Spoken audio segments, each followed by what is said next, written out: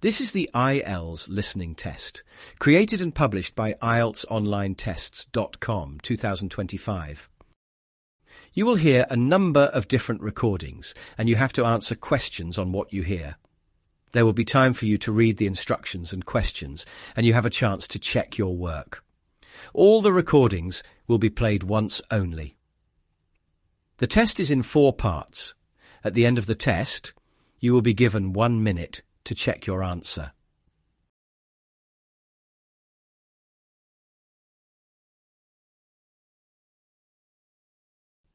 Now turn to part 1. Part 1. You will hear a conversation between James and Riverside Club. James wants to join the gym, is interested in Riverside Club, and plans to visit on Wednesday to tour and discuss membership options. First, you'll have some time to look at questions 1 to 10.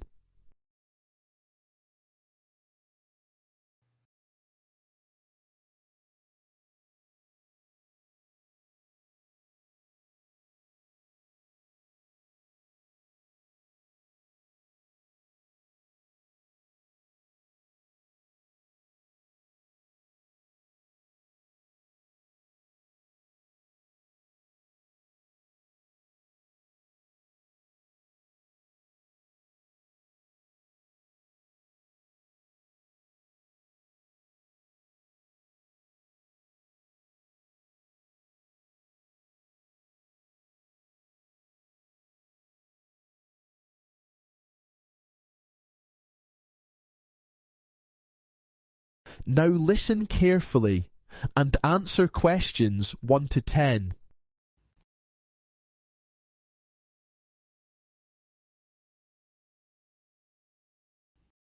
Hello? Hello, is that the Riverside Club? Yes, that's right. I've seen your advert about joining the club, and I'd like to find out a bit more before I join. Yes, of course. I'll just take a few details first of all. Can I take your name? It's Margaret. Margaret. And your surname? It's O'Donnell. Is that spelt with a double N? No, just one. It's a double L at the end. It is O'Donnell. Okay, and can I take a contact number? Yes, my mobile is 078 6625 4932. Great, thanks. And do you have an email address? Yes, it's margaret.o'donnell@mail.com. Great, thanks very much. Now, have you been a member of a gym before? No, I haven't. Okay, so let me tell you a bit about what we offer. So, obviously, you can use the gym, but we also have a lot of classes you can join. We have spinning, yoga, Pilates, and a lot more. That sounds great. And we also have a swimming pool and a sauna and steam room. Oh, I love swimming. We have a full range of equipment, including free weights, exercise bikes, rowing machines, and treadmills. Do you have personal trainers? Yes, we do. You can book a session with a personal trainer when you join, and they will show you how to use all the equipment. That sounds very good. And we also offer a fitness test when you join, which is free. Oh, what does that involve? Well, it's a series of exercises to measure your fitness level. It takes about an hour. Okay, and what about the cost? Well, there are a few options. The monthly membership is £50, and you can cancel it at any time. Okay. Or you can pay annually, and that's £500. Okay, so that's £100 cheaper than paying monthly. Yes, that's right.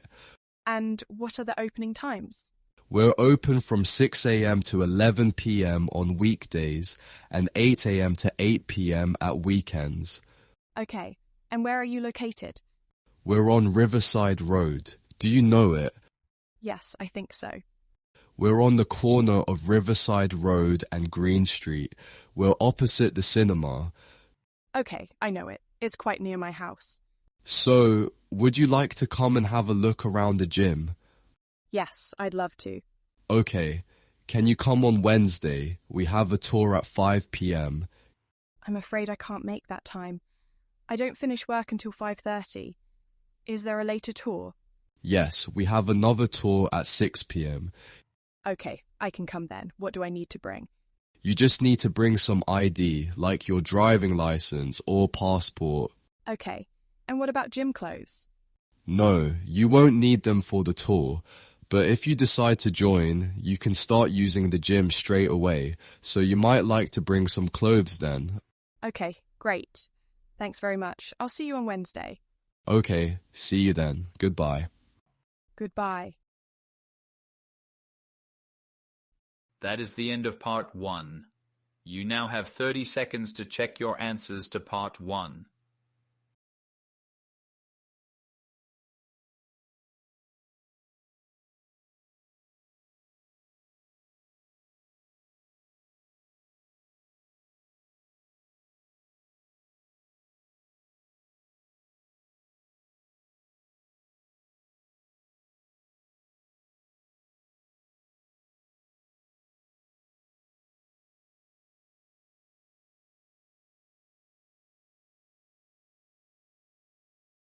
Now turn to part 2. Part 2. You will hear the speaker outlines the structure of the upcoming 2-day conference, detailing the schedule, session options, and logistics, including registration and meal arrangements. First, you'll have some time to look at questions 11 to 15.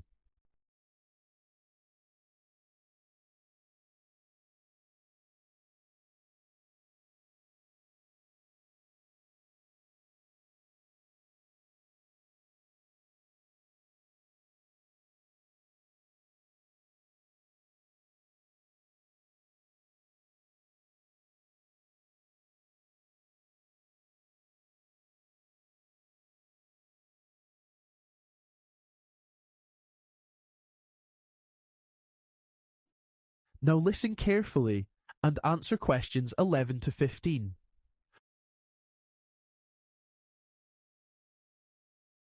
Good morning, everyone, and welcome to the 11th annual conference here at the Castle Hotel in Keswick.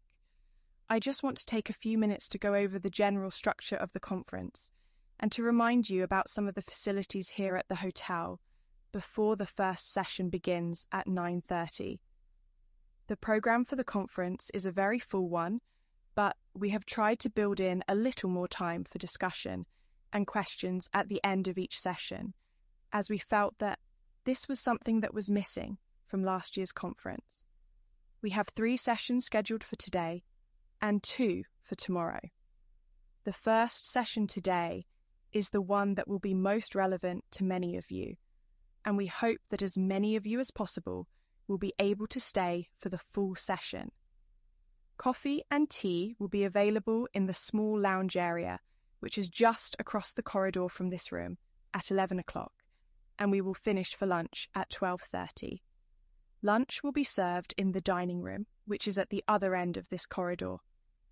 Please make sure that you have your conference badge with you, as you will need it to get into the dining room. After lunch, the first session will begin at 2 o'clock and will be held in the garden room, which is at the back of the hotel. If the weather is fine, that room has lovely views over the hills, and we will have tea and coffee on the terrace at 3:30. This afternoon session will finish at 4:15, and there will then be a meeting of the management committee in the main lounge area, which is on the first floor. If you are on the management committee, please try to be there promptly, as we have a number of important issues to discuss. Dinner will be served in the dining room at 7:30, and there will be an informal get-together in the garden room after dinner, which we hope as many of you as possible will attend. Before you hear the rest of the conversation, you'll have some time to look at questions 16 to 20.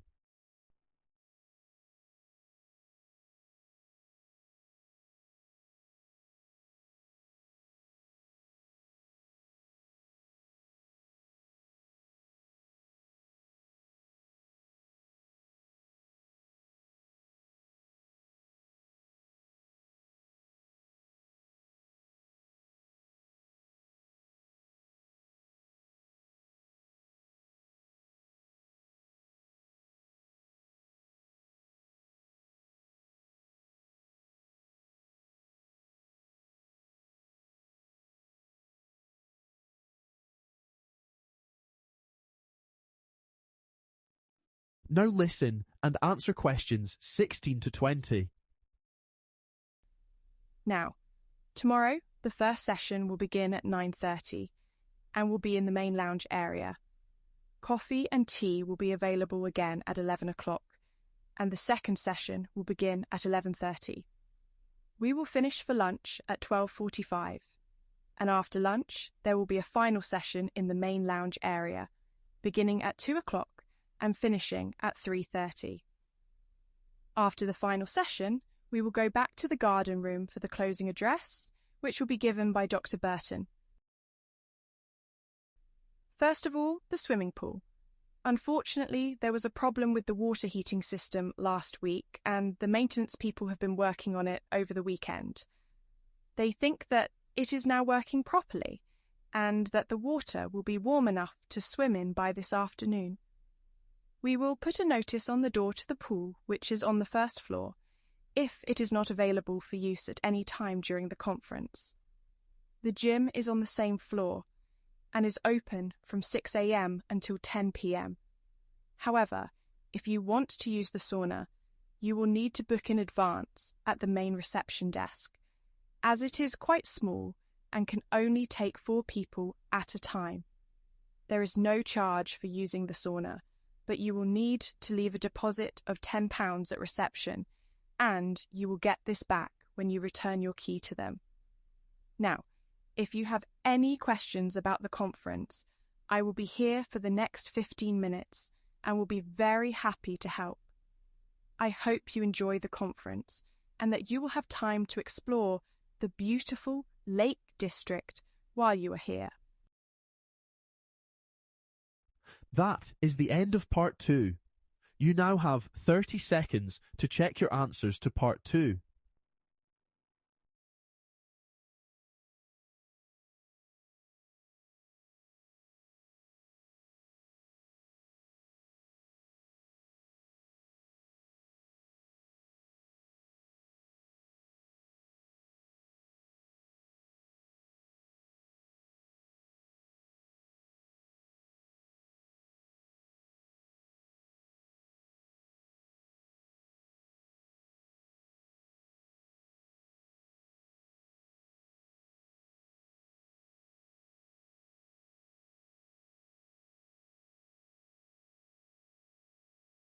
Now turn to part 3.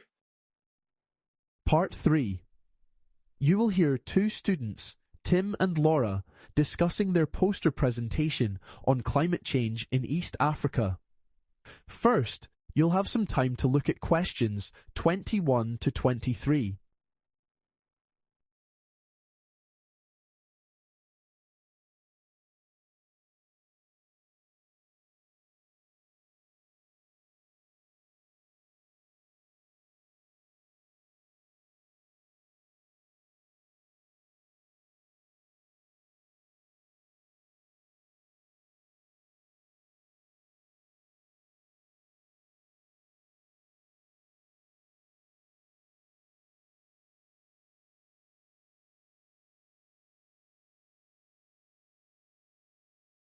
Now listen carefully and answer questions 21 to 23. So, Laura, have you thought more about the focus of our presentation? I was considering covering the effects of climate change on each country separately. That's an interesting idea, but I think it might be too detailed. We should probably focus on what people can actually do to reduce climate change instead. You're right. That's a much clearer focus.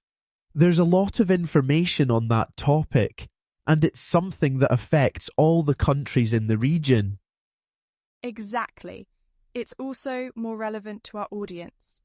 We can briefly mention future climate data, but we shouldn't make it our main point. Agreed. Now, I'm a bit worried that we're trying to cover too much. There's so much information, and we might run out of time. I was thinking the same thing. I feel like we need to cut down on some content, otherwise it'll be overwhelming for the audience. Good point. We don't want them to get lost in the details. There's one more thing. I think we need to be careful when we talk about rainfall patterns. Some sources say there could be more rain in some areas, while others predict severe droughts. We should make sure we present the information in a balanced way. Absolutely. And we should also avoid assuming that data from one country applies to all of East Africa. Climate patterns vary a lot across the region. Right. Let's be precise and avoid generalizing too much. Before you hear the rest of the conversation, you'll have some time to look at questions 24 to 30.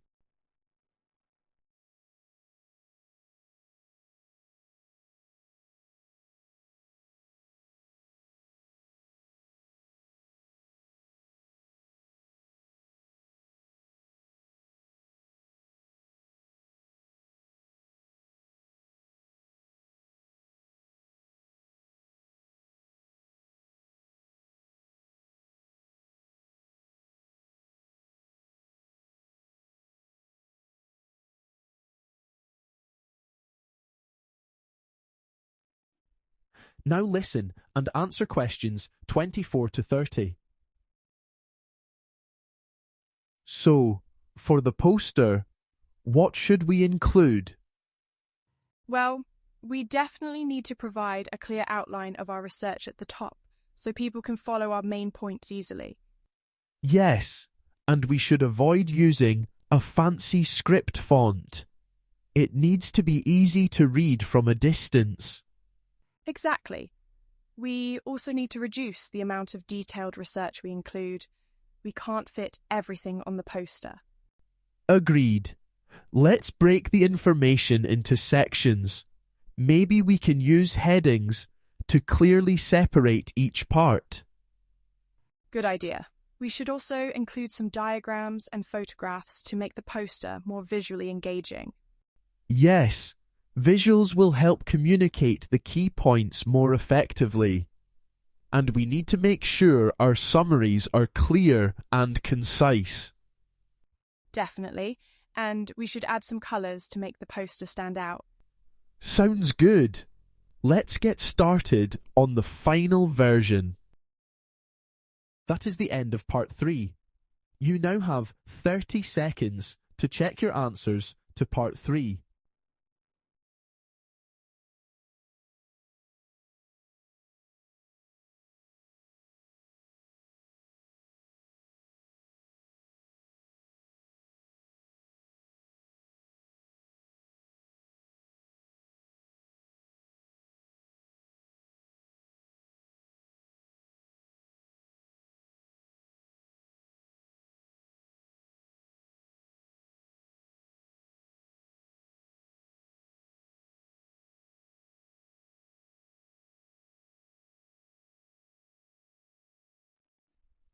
Now turn to part 4. Part 4. You will hear a lecture about UK farmers' use of technology for crop monitoring. First, you'll have some time to look at questions 31 to 40.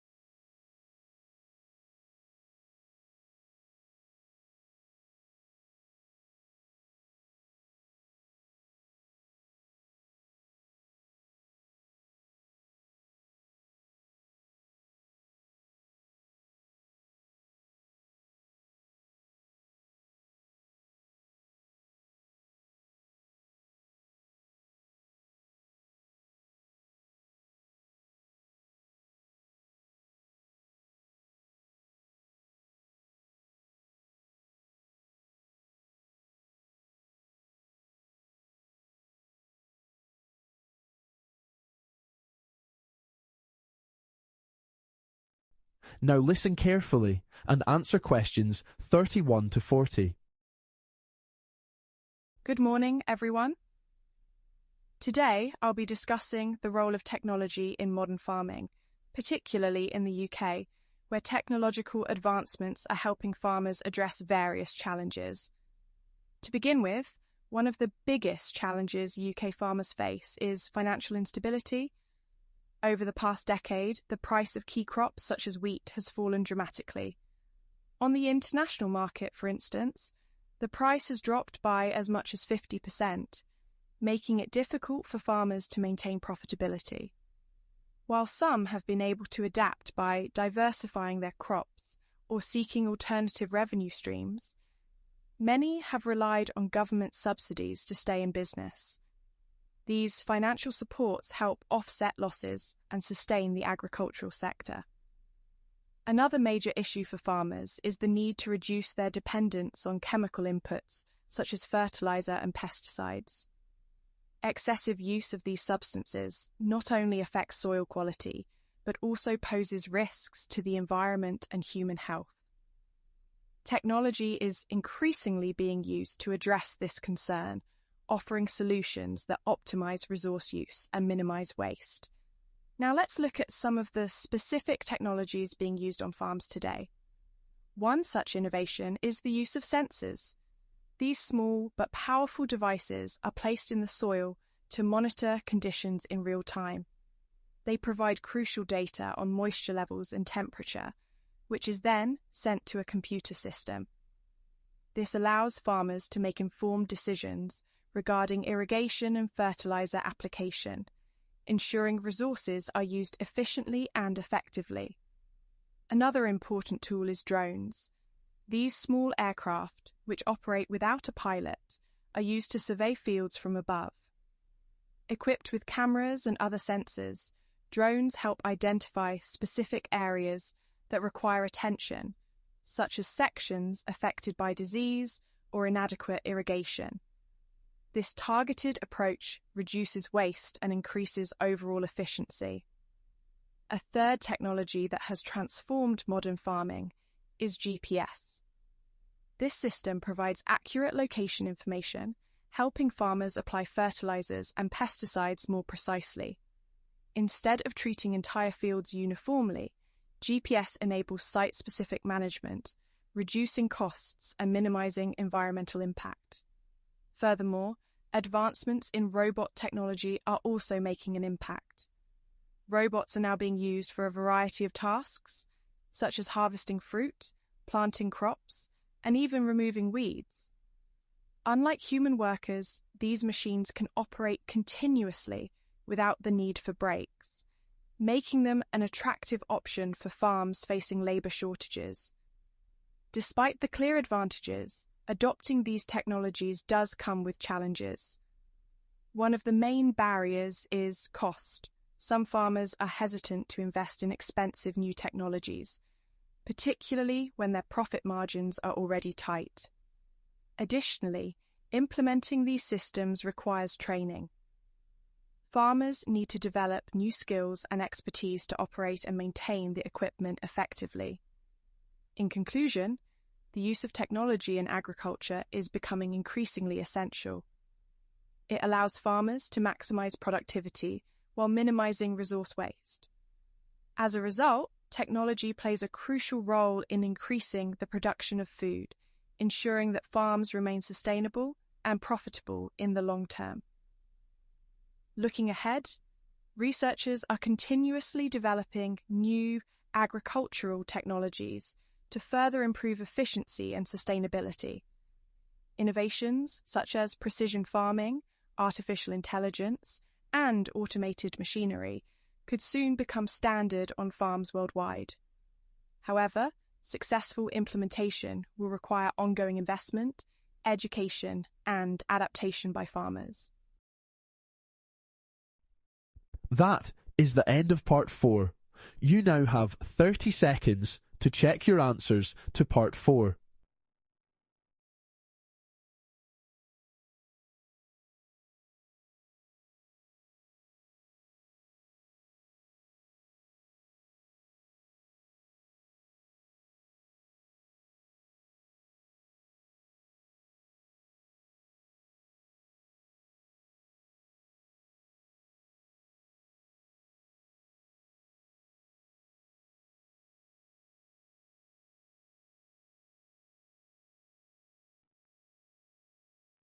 That is the end of the listening test. You now have 2 minutes to check your answers.